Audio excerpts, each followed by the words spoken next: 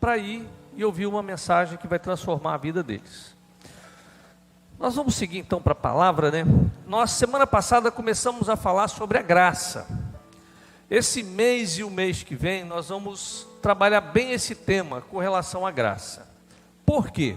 Porque, queridos, a fundamentação, o fundamento de tudo aquilo que nós cremos está baseado na obra de Jesus. E a obra de Jesus é a graça. Então, o que Jesus fez foi algo que eu e você não podemos pagar. É por isso que é graça, né? Porque se você pudesse pagar, seria obra.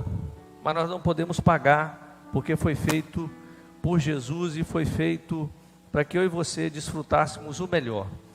E hoje eu quero falar um pouco sobre lei e como permanecer na graça. Porque, queridos, quando a gente fala sobre lei, semana passada eu falei, né, sobre como Deus trabalhou desde o início da humanidade. Primeiro, nós tínhamos uma árvore do bem e do mal, a árvore da vida, que não poderia comer o fruto. Eu até disse que se nós estivéssemos ainda debaixo da árvore da vida, a pregação seria: não toque no fruto, né? Tinha falado, não toque no fruto, passe longe do fruto. Mas o homem tocou no fruto. E aí Deus, no decorrer do tempo, cria um povo, aí Deus dá 10 mandamentos. Aí veio a lei. E aí a mensagem sempre foi: cuidado com a lei, não quebre a lei. Não pode quebrar a lei. E, gente, nós vivemos numa sociedade que tem muita lei, não é? Uma vez fiz direito, né? Fiz até mestrado na área do direito. E quando eu ia no presídio, o que eu achava interessante é que o preso, ele conhecia melhor do que a gente a lei.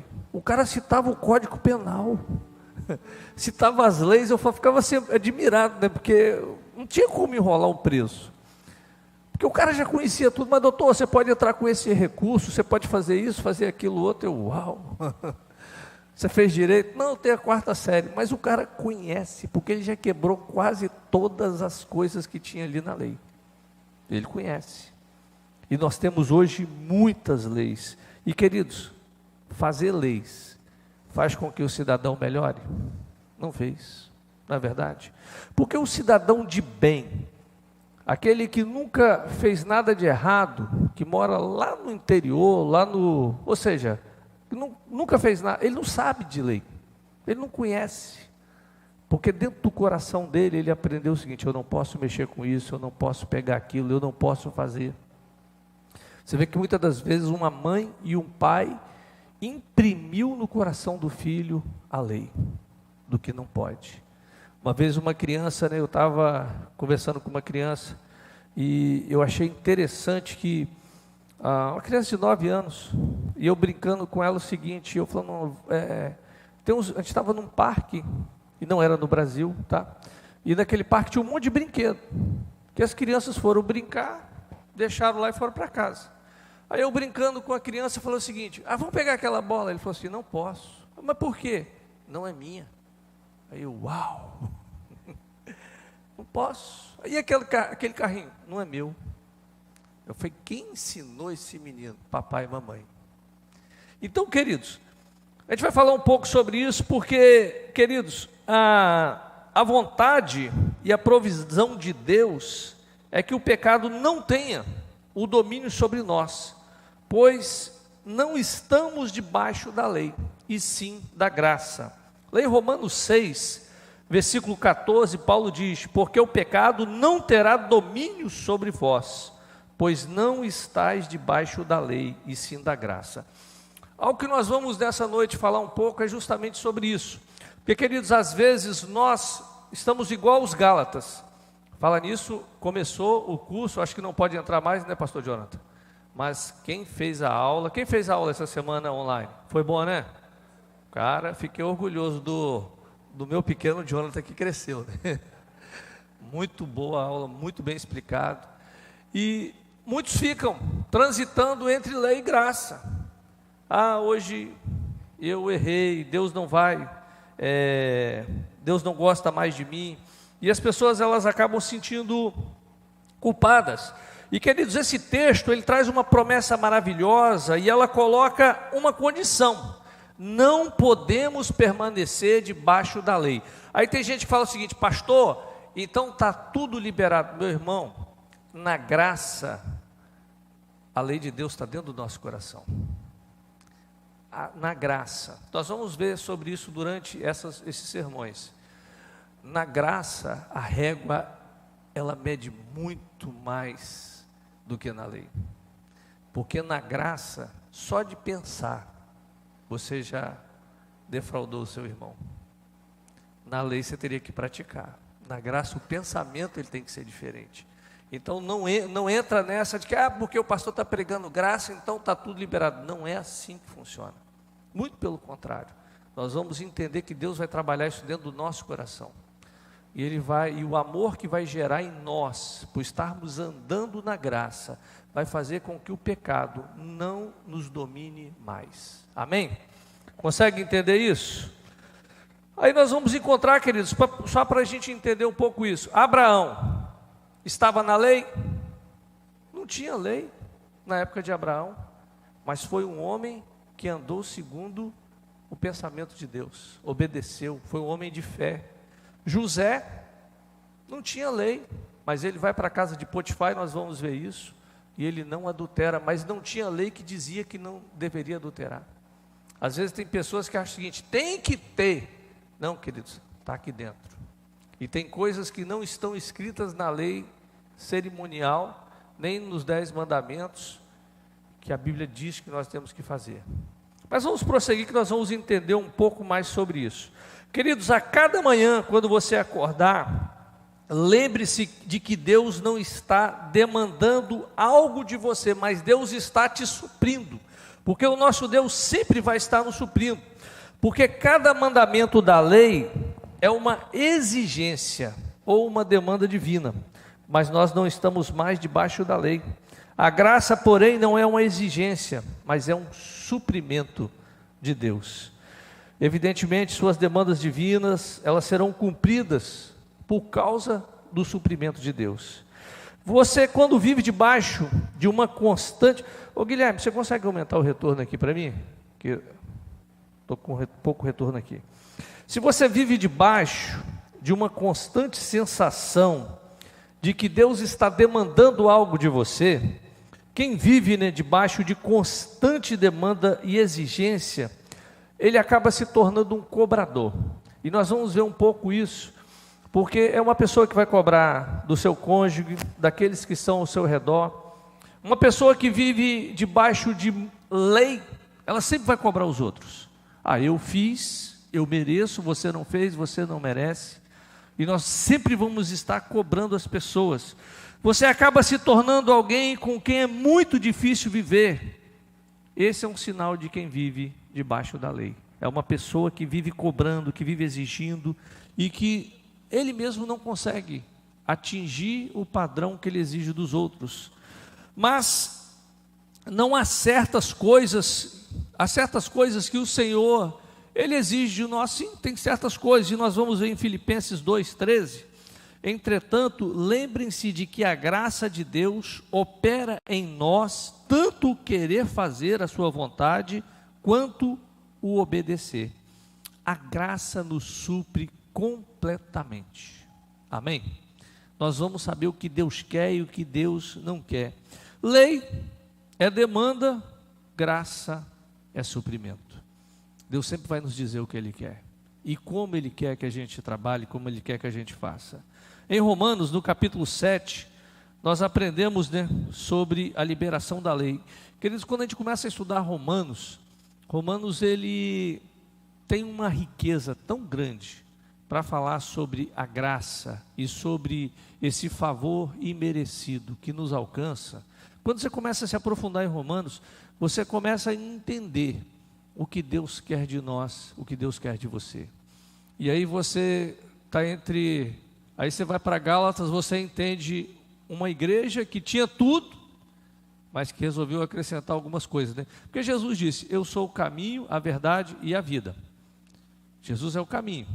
Ou seja, no meio do caminho para a vida, tem uma verdade. Essa verdade é a palavra dele. É o que ele quer de você, é o que ele quer de mim. Mas nós vemos que muitas das vezes, o que as igrejas acabam fazendo? Jesus é o caminho, mas tem muito quebra-mola, né?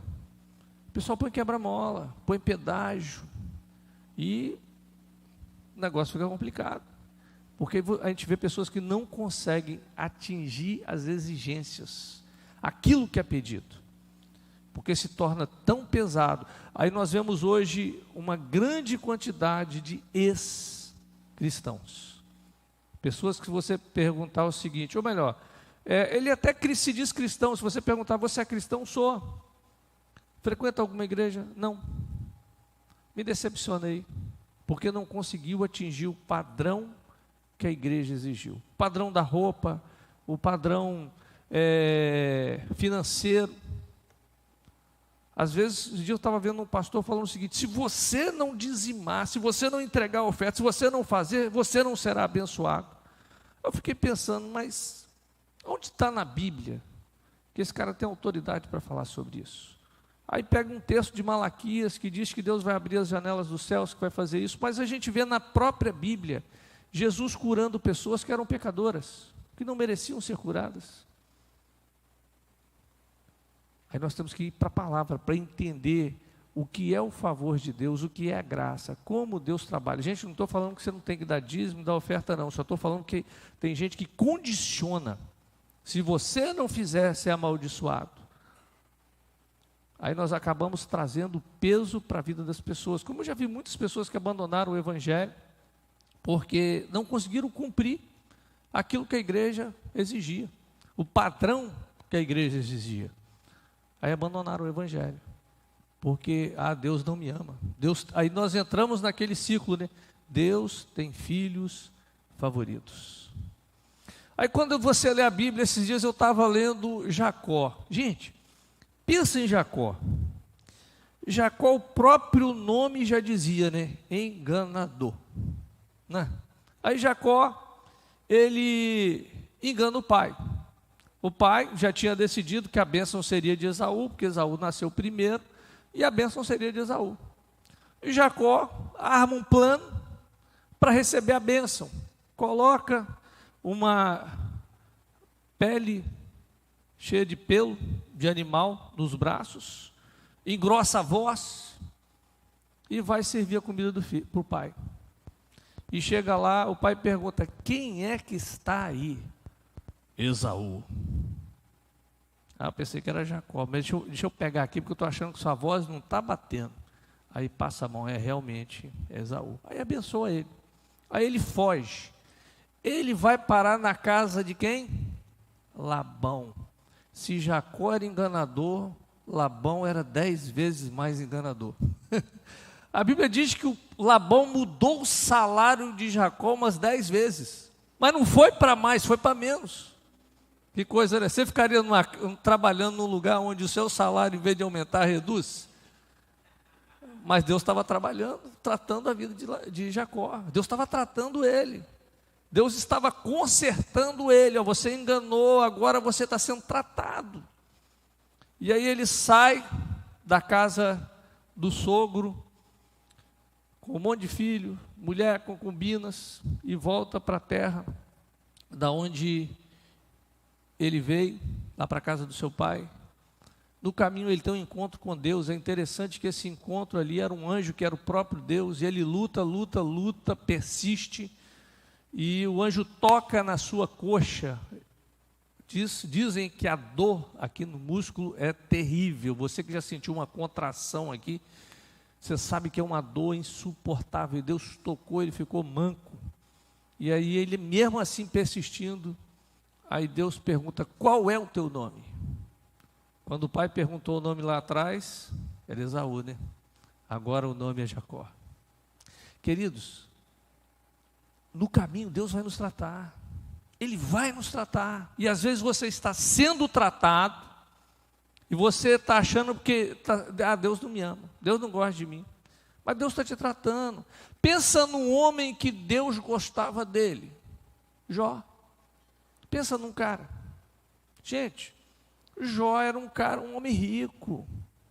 A família vivia dando festa, churrasco um dia aqui, churrasco no outro dia lá. Até o diabo ficou com ciúmes, né? Aí Deus fala para o diabo o seguinte, o diabo diz para Deus o seguinte, olha, você bajula ele, é por isso que ele é assim. Aí Deus fala, pode tocar, só não tira a vida, mas o resto você pode tocar. É engraçado, por que não tirou a mulher, né? Não tocou na mulher, não se tocou na saúde, mas não tocou na mulher, porque a mulher ficou ali, renuncia o teu Deus e morre. Não tocou na mulher. Lá no capítulo 42 que você vai ver um homem transbordante de bênção. A dupla honra, a graça dobrada. Mas se você pegar toda a história, o homem que estava sendo provado e testado por Deus. E assim grandes homens como José. Mas vamos seguir, né?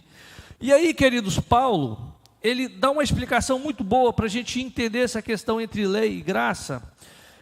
Em Romanos 7, de 1 a 4, ele diz assim, porventura ignorais, irmãos, pois falo aos que conhecem a lei, que a lei tem domínio sobre o homem toda a sua vida?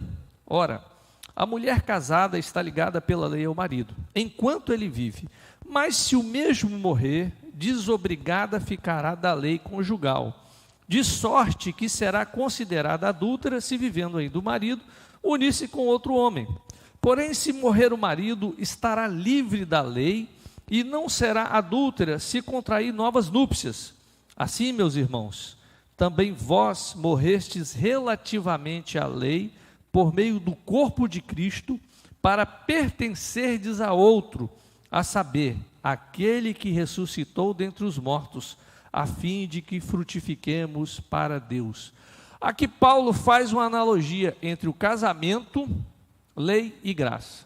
O que ele diz? A lei é como se fosse um marido.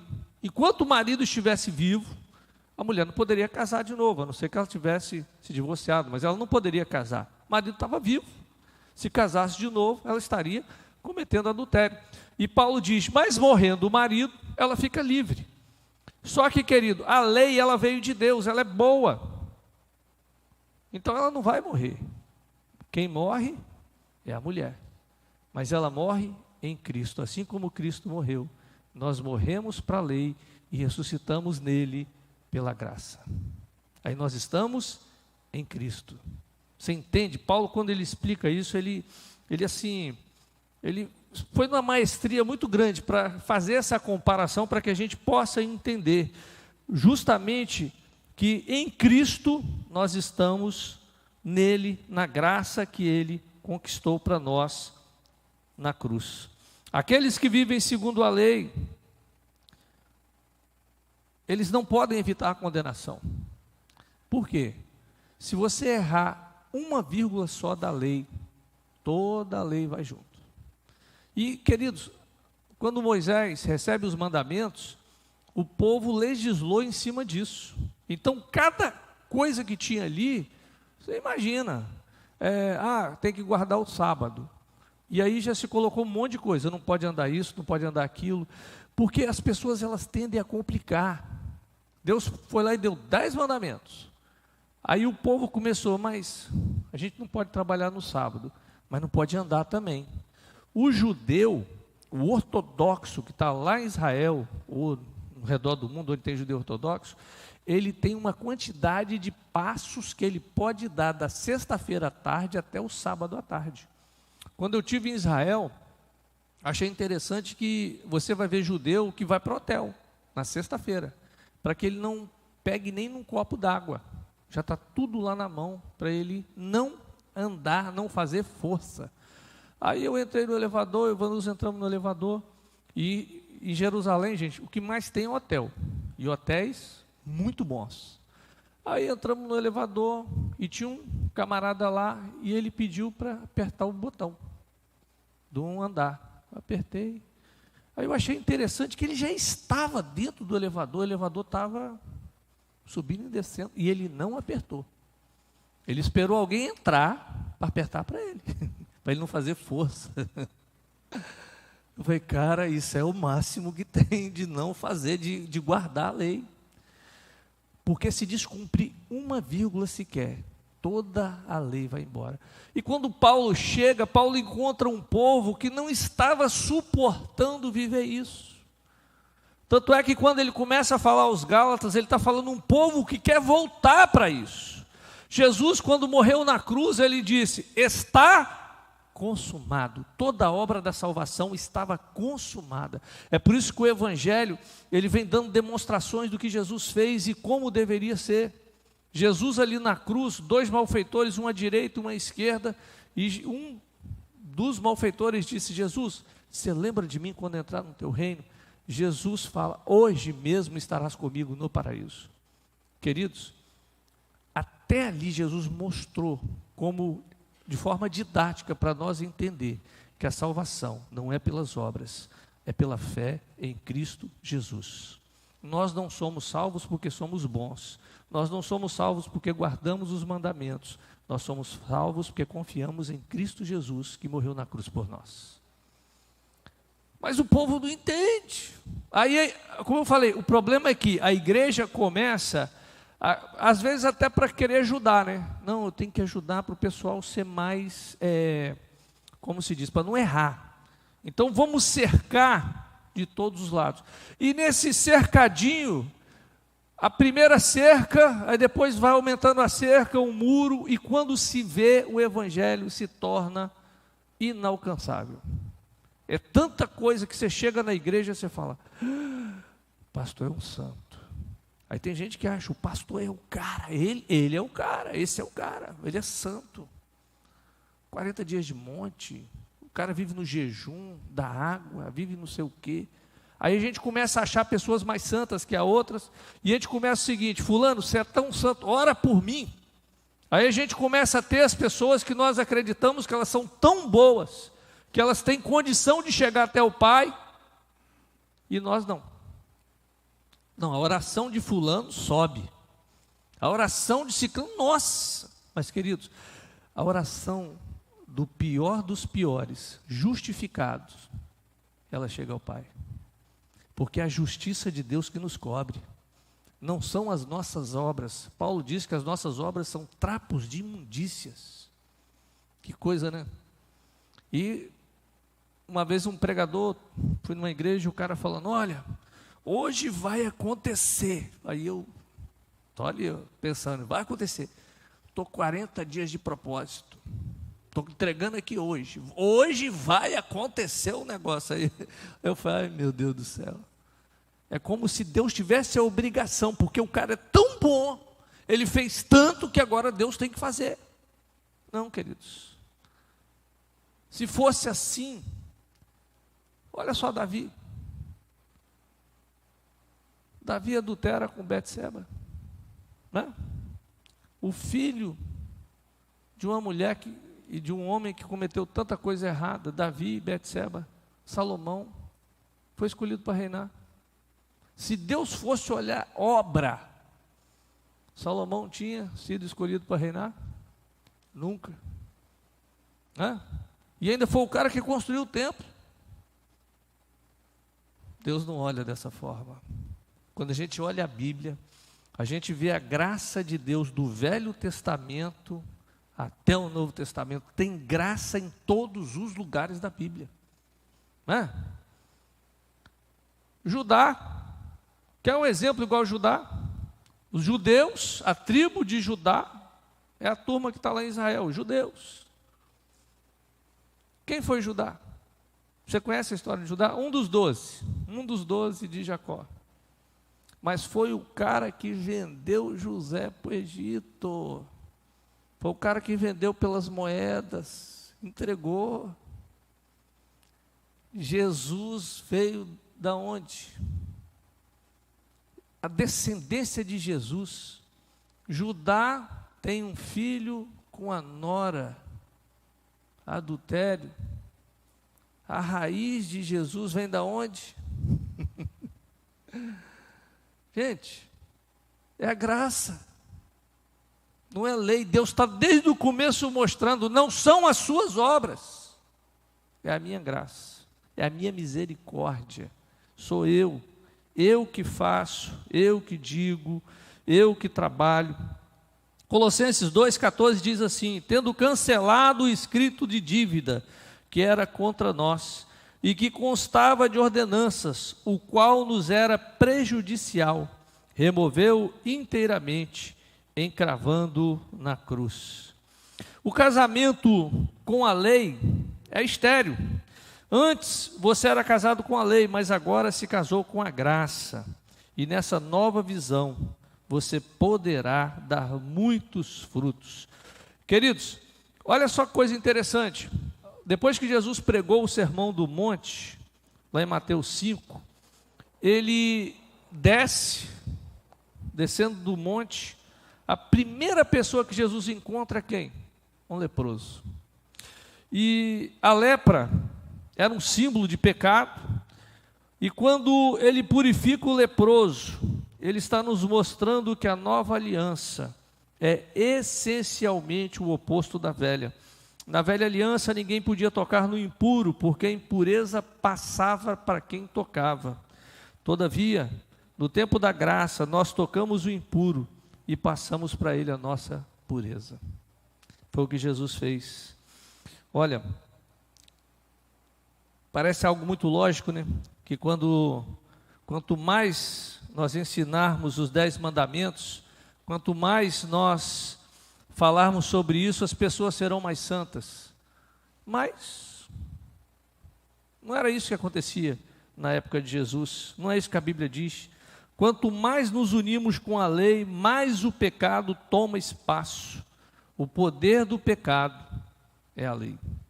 Porque se você começa a pensar todo dia, não posso fazer isso, não posso fazer aquilo, parece que você faz, né? É o que Paulo fala, né? Aquilo que eu quero fazer, aquilo que eu não quero é o que eu acabo fazendo.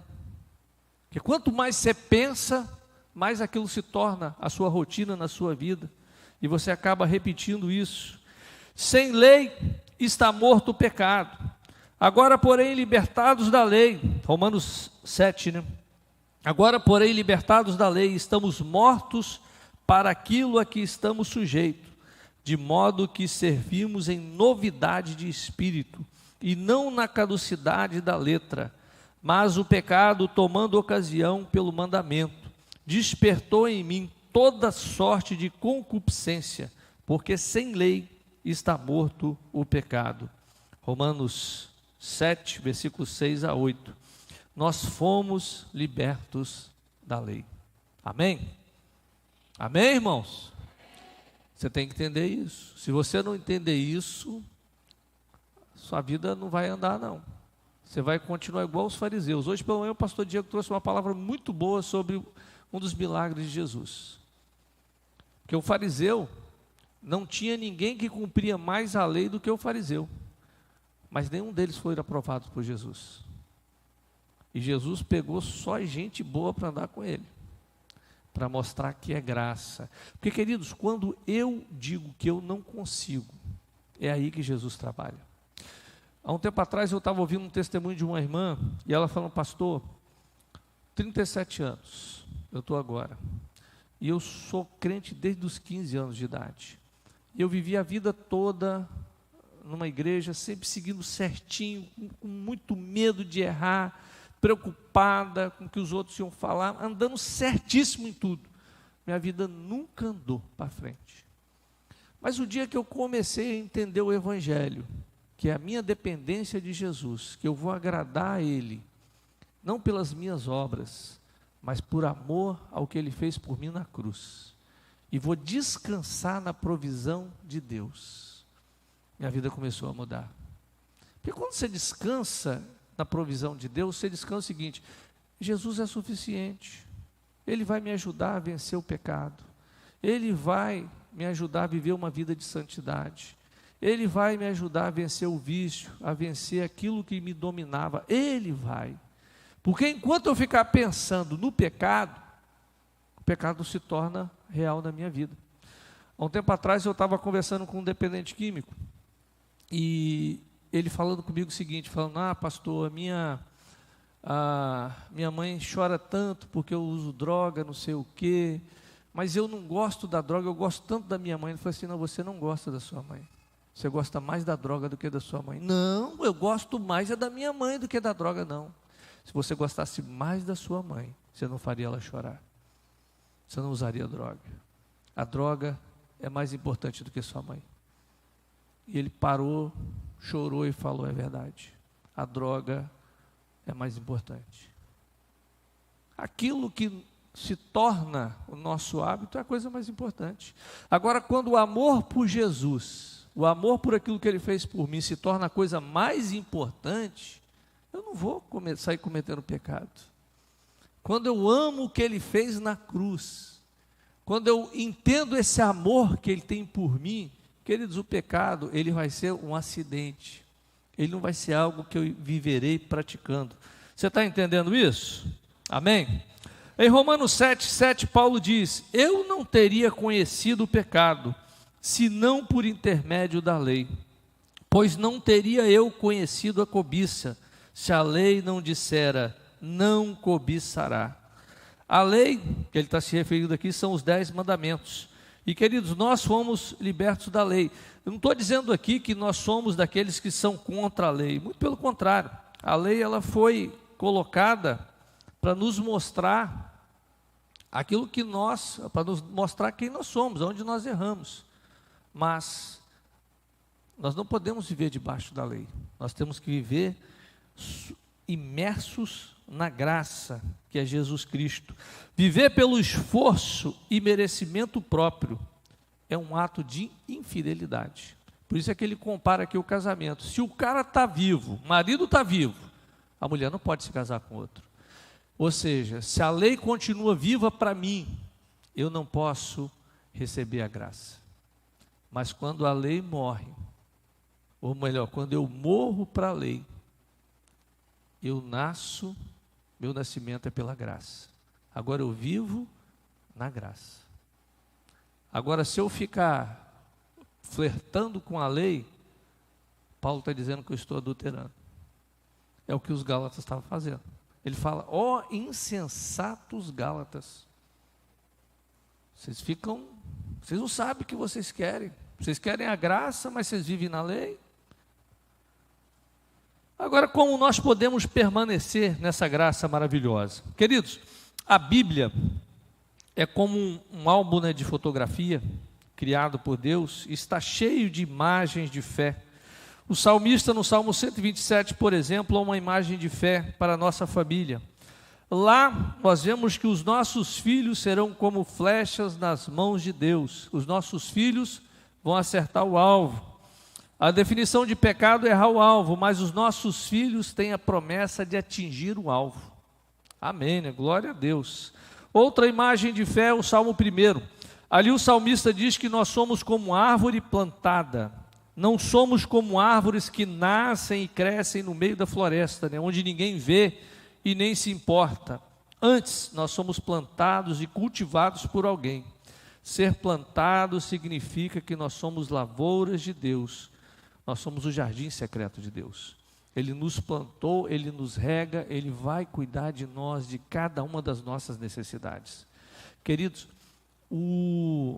às vezes a pessoa está passando por um problema e ela fala assim, glória a Deus. Meu irmão, a Bíblia não diz que você vai passar, ele diz que nós seremos provados para que a nossa fé, ela cresça. E muitas das vezes as provas, elas vão continuar na nossa caminhada cristã.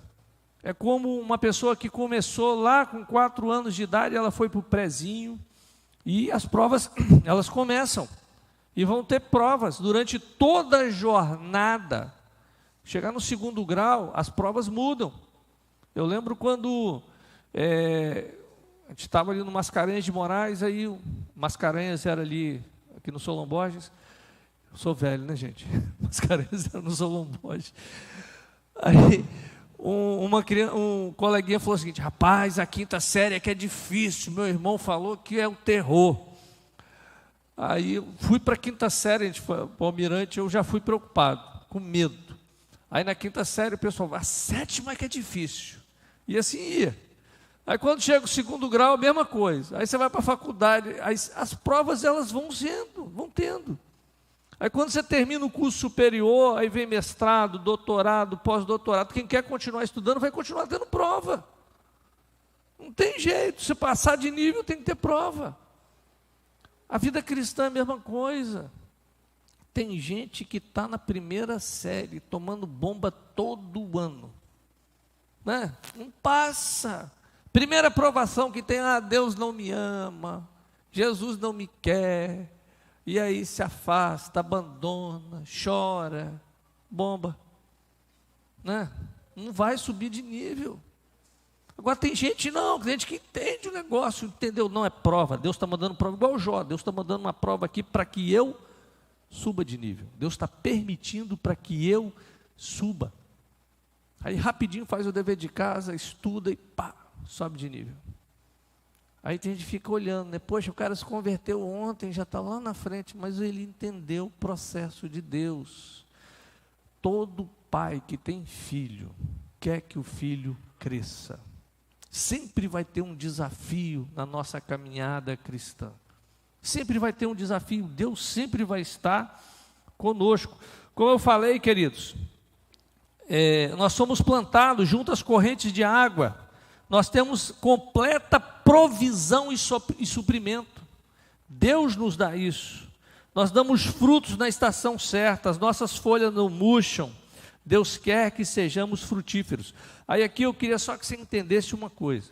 Quando a gente fala em dar frutos, os frutos, existem vários tipos de frutos. Dentro de casa você vai dar fruto. Seu marido, sua esposa, seus filhos, eles vão comer aquilo que você dá. Tem marido que não tem fruto nenhum, a mulher está passando fome. O cara não tem paz, não tem domínio próprio, não tem temperança, tem nada, só folha, né? Gente, você já viu um pavão? Pavão, ele tem aquela plumagem gigante, né? Mas não tem carne nenhuma. Mata um pavão e vai comer para ver. Tem nada. Parece uma pombinha, só pena. Tem crente que é assim, cheio de folha, mas não tem fruto nenhum. Dá nada. Você vai falar uma coisa, o cara já estoura. Não tem paciência. Não tem amor com ninguém. Gente, mas fica lá nas redes sociais, só mandando coraçãozinho para os outros, né? Maior falsidade esse negócio de internet, né? Manda coração para lá, coração para cá, mas na hora que alguém chega perto, pá! Não tem nada a ver ali. Fica assim, ó. Mas o que Deus quer é que você dê fruto. E, gente, quanto mais fruto você der, mais Deus vai mandar colher. E tem gente que gosta de colher paciência, tá? Tem gente que é mestre em colher paciência. Quando vê que você está cheio de paciência, aí começa a te cutucar, para derrubar. Mas a Bíblia diz que nós temos que ter fruto. Olha, uma das coisas que a palavra manda é nós darmos frutos. E outra que Jesus deixou como mandamento é fazer discípulo. Jesus não mandou tocar, o pessoal toca bem, canta bem, 10. Ele não mandou pregar, ele não mandou você ensinar, ele mandou você fazer discípulo. É a única coisa que ele mandou você fazer. Vão e façam discípulos, ensina e batiza. Papel nosso, gente, como igreja, não é construir mega templos, gastar, lógico que poderemos fazer, mas o papel nosso como igreja, como cristão, é fazer discípulo. Quantos discípulos você tem? Já parou para contar? Não, pastor, eu estou muito ocupado cantando na igreja. Meu irmão, no dia do juízo final, ele não vai perguntar se você canta, porque tem uns anjos que cantam melhor do que você. Canta melhor do que você. Ele vai querer ver os seus discípulos.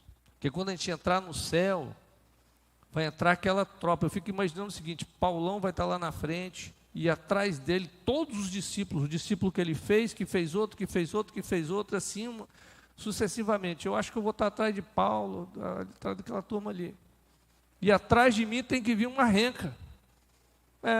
Eu não posso ser daquele que a fila termina em mim. Não pode. Tem gente que vai ser assim, a fila termina nele. E aí, cadê os seus discípulos? Senhor, eu estava tão ocupado, sabe como é que é, né? Igreja dá trabalho, porque tem pastor, gente, que acha que pastorear é fazer discípulo. Esses dias eu fui numa igreja que só o pastor prega, mais ninguém prega, não formou um pastor na igreja. Eu falei, cara, o cara tem 20 anos de ministério, não formou um pastor na igreja. Eu falei, como? Tinha que ter menos uns 40 aí. Ah, porque o povo aqui não quer. Eu falei assim, é porque você não está fazendo discípulos. Que ninguém quer ser aquilo que você é. Na igreja, todo mundo tem que querer o lugar do pastor. Eu quero ser pastor, eu quero pregar melhor do que esse cara. Ainda bem que aqui tem um monte que prega melhor do que eu, né? Glória a Deus por isso, né? Mas que nós temos que formar discípulos. Nós não podemos ficar parados em nós. Às vezes nós estamos tão ocupados com coisas que não tem nada a ver. Nós estamos gastando tempo, energia com coisas que não tem nada a ver. Porque o seu mestrado, o seu doutorado, sua faculdade, o seu trabalho, quando você morrer, isso já era. Agora os seus discípulos ficarão e gerarão outros discípulos. Você será perpetuado pelos seus discípulos. Amém? Porque quando o dia que você partir, vai continuar, porque você estava. O dia que Paulo morreu, tinha um monte de gente para assumir o lugar de Paulo. Assim tem que ser. E tem que ser melhor do que a gente. Não pode ser igual, tem que ser melhor.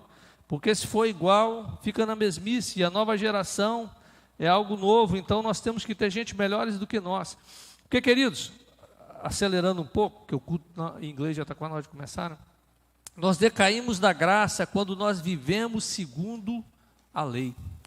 Paulo fala sobre decair da graça. Jonathan vai explicar isso essa semana, né, pastor? Na outra semana, né? Então você vai entender um pouco mais sobre decair da graça, que é sair da graça. Romanos 11:6 diz: e se é pela graça, já não é pelas obras, do contrário, a graça já não é graça. Aqueles que vivem da lei, invariavelmente manifestarão em algum momento duas características: justiça própria e sentimento de condenação. Estas são as duas características do que vivem na lei. Quem procura se justificar pela lei, sai debaixo do favor. Justiça própria, eu mereço. Eu mereço pregar, eu mereço cantar, eu mereço que Deus ouça a minha oração. Isso é a justiça própria. E condenação é: quem sou eu para orar? Quem sou eu para ser membro da igreja? Quem sou eu? Meu irmão, eu e você, nós dependemos da graça de Cristo. Nós vamos parar por aqui, teria tanta coisa para falar hoje, mas é uma série que nós vamos estar falando sobre graça. Então, se você tem dúvida, não se preocupe, nós vamos sanar a sua dúvida, ou criar mais algumas na sua mente. Não fique preocupado com isso. Mas, durante esses próximos meses, nós estaremos falando sobre a graça. Porque a base de tudo que nós cremos, a fundamentação da nossa fé, é o evangelho que Jesus deixou para nós, e a graça. Ele não deixou lei, e não disse que nós teríamos que fazer obras, mas ele disse que ele já tinha feito, e que nós entramos no descanso pela fé. Pela fé eu não mereço, mas pelas minhas obras eu não mereço, mas pela fé ele já conquistou para mim. Pela fé você é aceito, pela fé não importa o seu passado, pela fé não importa quem você é, importa o que ele é e o que ele fez. Você recebe ele como seu Salvador, independentemente da sua vida, do que você fez. Ele é suficiente para justificar e para te salvar. É doideira isso, né? A gente não merece, mas ele deu. É por isso que é graça. É um favor imerecido. E nós vamos estar passando por isso, para que você se fundamente, entenda quem você é, para que você ore sabendo que tem um Pai te ouvindo, um Pai que não te condena, mas que tem um amor tão grande que vai imprimir dentro do seu coração a lei dele, o mandamento dele. Tudo que ele quer que você faça vai estar escrito aqui dentro. Você vai fazer porque você ama ele. O pecado não vai ter domínio sobre a sua vida, porque quem te domina é o Espírito Santo de Deus. E nós entramos nisso pela fé, porque Jesus conquistou para nós. Porque pela lei Durante mais de 1500 anos o povo não conseguiu. Aí veio Jesus e pagou a conta para que nós pudéssemos ter acesso ao Pai. Vamos orar e depois nós vamos ofertar ao nosso Deus. Poliana está querendo dar um recado ali também, mas vamos orar. Se você entrou aqui hoje com um sentimento de culpa no coração, achando, quem sou eu? Será que Deus pode me usar? Como eu disse, quem era Davi? Quantos homens que você pega na Bíblia e Deus usou, mesmo que eles não havendo neles nada, mas a graça só atua quando na nossa fraqueza nós dizemos o seguinte: eu não consigo, eu não posso, eu sou indigno, eu sou imperfeito. Aí a graça vem porque Ele fala: agora eu posso agir. Porque enquanto você bate no peito e fala: eu sou bom, eu posso fazer, eu mereço, aí Ele não entra, porque você não precisa dele. Agora quando você diz: eu sou o pior dos homens, eu não consigo, não sou digno, eu não mereço, eu não tenho condições, aí Ele vem, porque você não pode. Quantas vezes Davi orando e dizia, batendo no peito, falando o miserável homem que ele era. É assim que Deus trabalha. Ele completa, Ele age nas nossas fraquezas. Ele é o Deus da misericórdia. É por isso que os humildes vão herdar o reino. Agora aquele que acha que pode, que consegue e que faz, esse não vai conseguir. As nossas obras são trapos de imundícia. As nossas mãos não têm a força, porque tudo está em Cristo. Pai, nós queremos te agradecer pela suficiência da graça.